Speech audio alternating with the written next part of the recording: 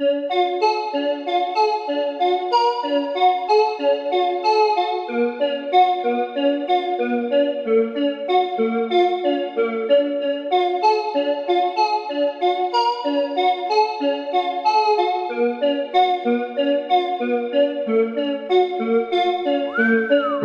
don't know what to do, I don't know what to say.